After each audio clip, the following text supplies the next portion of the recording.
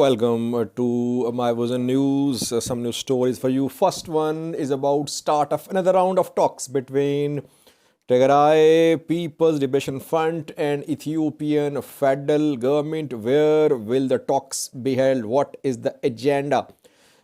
Secondly, was protests continue in the Oromia region of Ethiopia on Monday at several universities. Students protested. Definitely, an effort is underway for the start of a student movement where demonstrations were held.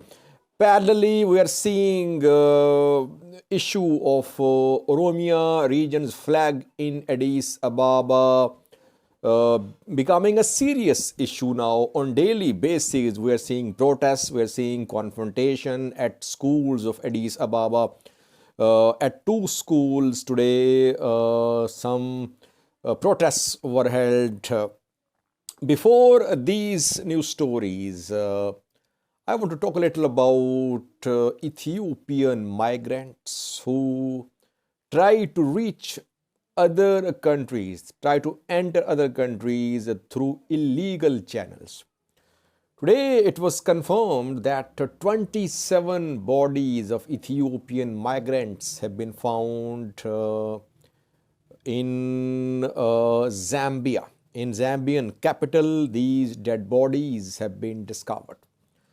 And if you remember, more than a month ago, I think it was October, in October in Malawi, a mass grave was uncovered with dead bodies of around 25 Ethiopian migrants.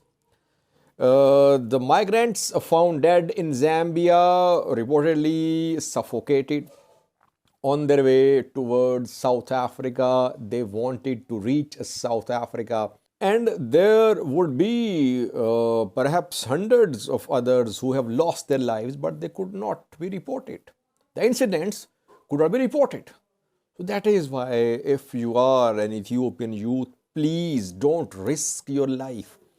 Don't be at the mercy of human traffickers. For them, human lives don't matter. For them, what matters is money. That is why don't adopt any illegal means to leave Ethiopia.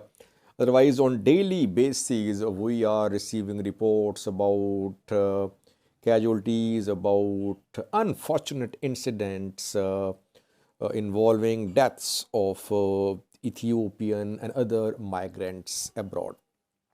Now, viewers, firstly, another round of talks is going to start between Ethiopian federal government and Tigray People Liberation Front. The two have held two major sessions in the past. In November, they signed an agreement, a peace agreement in South Africa, Pretoria. Then, around 10 days after that, they signed another agreement, a declaration signed by Birhanu Jula and Tadesse Varade in Nairobi, Kenya. And now they're going to meet once again in Nairobi, Kenya. What is going to be the agenda of this upcoming meeting, which will be held this week reportedly? The agenda is implementation of cessation of hostilities agreement, which was signed last month. Is the agreement being implemented and how is the speed of this implementation? So it will be discussed. Now, firstly, deadline for surrendering of heavy weapons has passed. Pretoria agreement stated that Tigray forces will be completely disarmed in 1 month. It has not happened. Then in Nairobi, Kenya, we saw that the declaration stated that the withdrawal of non-ENDF, Amhara forces and foreign forces from Tigray and surrendering of heavy weapons, light arms will be concurrent.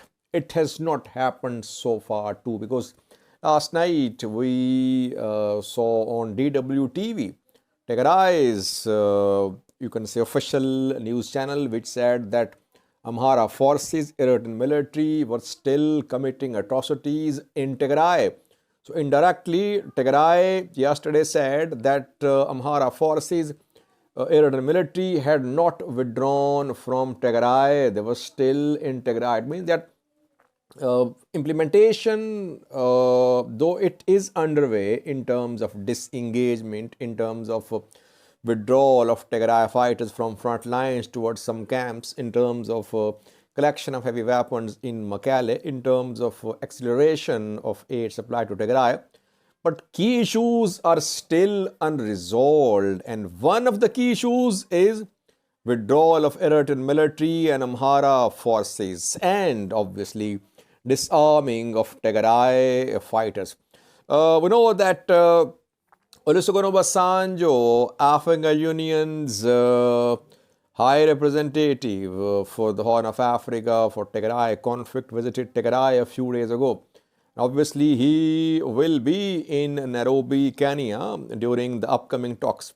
And I think the main points going to be discussed at the talks are 2 points: disarmament and withdrawal of ENDF, non-ENDF and foreign forces from Tigray.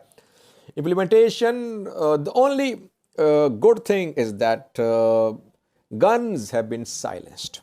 We have not heard of any fighting, any exchange of fire since the agreement was signed in November. And Ethiopian federal government and Tigray Population Front, Tigray government, they trust each other, it seems. No statement from Ethiopian government against Tigray government, and same is the case with Tigray government. It did not criticize in any way Ethiopian federal government. Tigray government has been criticizing Eritrean military, Amhara force. It means that so far trust is there, implementation is ongoing, but speed is slow. The key issues are 2, which I mentioned, which will be discussed in Nairobi talks. Secondly, viewers, protests continue in the Oromia region of Ethiopia after killings of civilians in Valaga. Around a week ago, we saw start of these demonstrations across Oromia at universities, at educational institutions. Students are protesting. Oromo Liberation Army has announced the start of Save Oromia movement. It wants youth, traders, artists to be behind this movement. Jawar and Bakle Garba are not in Ethiopia but from abroad. They're trying to start a street movement against the government. Movement is continuing. Protests are still ongoing. On Monday, protests were held in Oromia region at some universities. We have a clip for you from a university in Valaga. At Valaga University, students protested. In Gimbi, there were demonstrations too. In Nakamte, there were demonstrations. And in some other places too. Mainly, these are student demonstrations. It's not that locals are protesting. Mainly, though there have been some protests involving locals too in Oromia. But mainly now we're seeing protests at universities, and those universities are close to Valaga and in Valaga. There we are seeing more demonstrations. So movement, signs of movement are there, but I personally don't think that this movement can go on because it is leaderless movement. University students protesting at universities, can they bring about any change?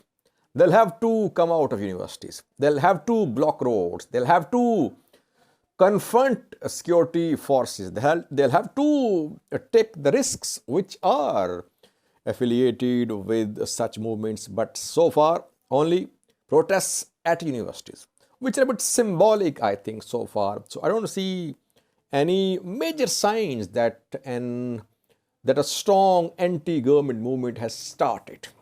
Effort is being made. We have a clip for you from Valaga, where at Valaga University, students protested today. Watch the clip.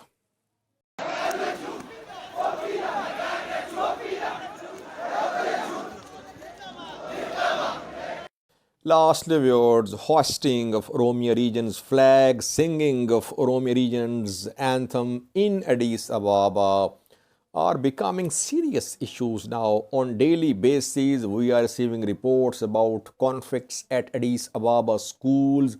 Some parents, some students, some teachers are opposing the singing of Oromia region's anthem, hoisting of Oromia region's flag at Addis Ababa. Some are supporting it.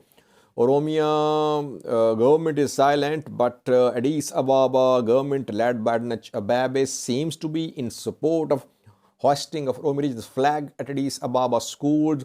Addis Ababa is both a regional capital of Oromia region and a federal capital of Addis, a capital of Ethiopia too. So that is why Addis Ababa, even Oromia government, they are of this view that Afan Oromo language will be taught at schools in Addis Ababa, and that Oromia's flag will also be hoisted. Oromia's anthem will also be sung at these schools. Today at two schools there were some protests. Student clashes were reported at Entoto Amba School. Secondly, Air Tina Secondary School as well. At these two schools, reportedly, some students protested against hosting of Oromia region's flag. There were clashes. School authorities intervened almost on daily basis. Now we are receiving the reports. It will have to be settled. This issue of Addis Ababa will have to be settled.